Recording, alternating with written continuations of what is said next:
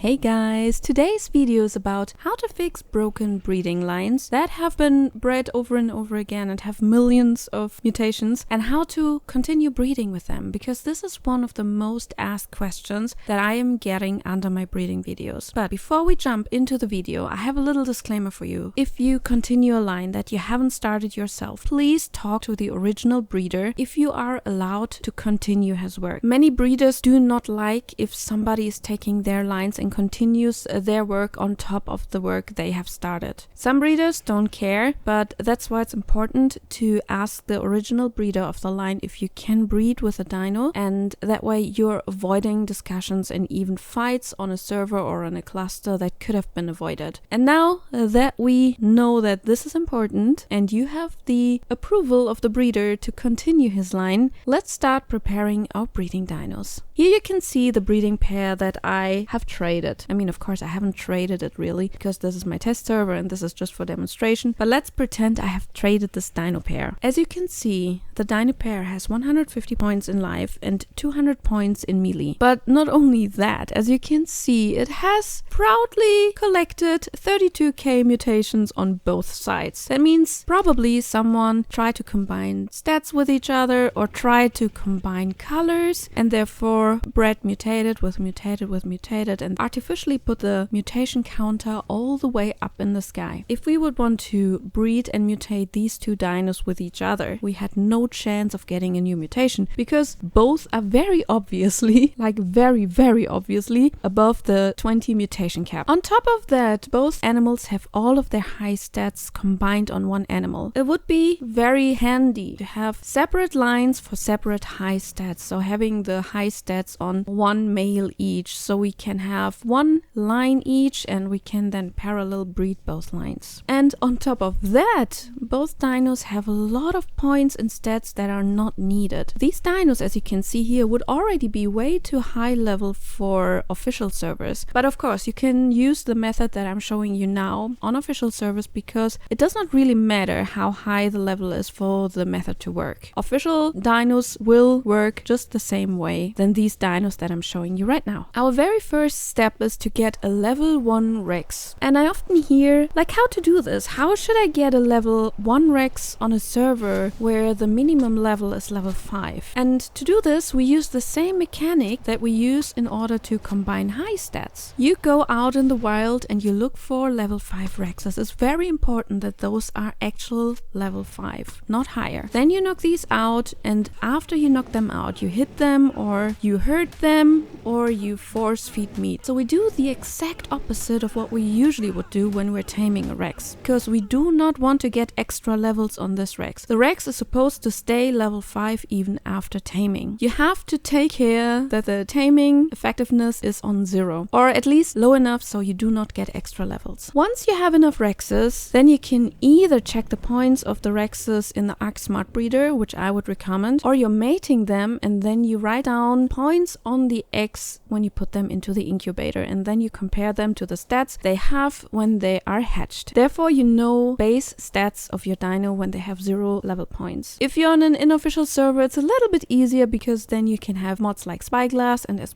and they will tell you how much points you have in a stat. But if you're on an official server, you always have to use a little bit of a trick. What you want to do now is to have 1 Rex for every stat which has 0 points in that stat, and then you are mating those Rexes for as long as it takes until you have a Rex that has 0 points in every single stat. And I'm going to show you now how that looks on this animal. Since 1 is the base level, all animals that have level 1 will have 0 points in each stat. If you're smart, you want to have a level 1 female and a level 1 male. Why that's important, I'm going to tell you later, so stay tuned. Now we're getting to the next step, and that is to isolate the important stats from your dino on another dino where every other stat that's unimportant is on 0 points. In order to do this, you have to mate your traded dino with a level 1 dino, and this can take a while, because now you're looking for a dino that has only the important stats and everything else is 0. I was very lucky because I got a dino that inherited both important stats and inherited the 0 points on every unimportant stat. I only had to breed that dino back with a level 1 dino, because then I would only have the chance to get either a level 1 dino that did not inherit anything, or I would get a dino with both stats stats, or, and that was what we're looking for, getting a dino that has either one of the both stats. And how that looks, I'm going to show you now. Both males have only the most important points in the important stats, and they are also split up. So you can see one has 150 health and the other has 200 melee. But one thing is very important for you to understand. Even though you isolated the stats and everything else is low, you will not get rid of the mutation counter. You will not get rid of the mutations that are on the counter. So you will always carry on with the mutations that the dino came with. That also means that you will start with half of the mutation chances. But if you're looking at the stats right now, you would have had half of the mutation chances anyway, because these dinos would have been above 20 mutations to begin with. So in this case, it doesn't matter. But be aware, you will not get rid of the mutation counter. In the beginning, I told you it's very important that you have a male and a female with level 1. And it is important because now you need a new breeding group, and that breeding group should not mix in new stats. So therefore, all your breeding females should be level 1. In order to get a breeding group level 1, you can now mate your level 1 male with the level 1 female for as long as it takes until you have a complete group. Or you can clone the level 1 female. Cloning a level 1 is very cheap, and therefore it's the preferred method on official servers. And just as you guessed, what you do now is just continue line breeding as you would do normally. So you take your male and you breed it with all the females that you have, and just keep the babies that are mutating on the important stat of the father. And this animal is then going to be your new breeding animal. If you do not want to go the big step, breeding together level 5 dinos in order to get a level 1, you can alternatively also go to a beginner server and just tame a level 1 Rex, because level 1 Rexes exist on those servers. But be aware that there are no cryopods on the beginner servers, and in the worst case, you have to go a long way in order to get your dino back to the obelisk to upload it. Which method you choose to get a level 1 dino doesn't matter, both work. I already did both, so it's just up to you. And that was all the magic. You isolate the important stats with the help of a level 1 dino on different males, and then you just keep on mutating with a group of level 1 females. Your females should all be unmutated, and they all should stay unmutated. And once you're done with mutating, then you just combine the stats that you want and you're done. But keep in mind, on official you still have your max level cap of 450 or 500. On unofficial it's a little bit different, because there you do not have the 450 or 500 level cap, and therefore it's not important that your females that you breed with are level 1. You can still take whatever female you have as long as it's unmutated. But just keep in mind, the isolating does work the same way, just the level of the females is not important. But keep in mind, females should be unmutated. If you still have questions to this topic, then just jump on my Discord. The invite is now on the screen, or you just ask in the comments and I'll try to answer every comment that I'm getting here. If you like this video, please consider giving me a thumbs up, or maybe even subbing if you haven't been subbed before, but please only if you like the video. I'll thank you a lot for watching, and I hope I will see you in the next video.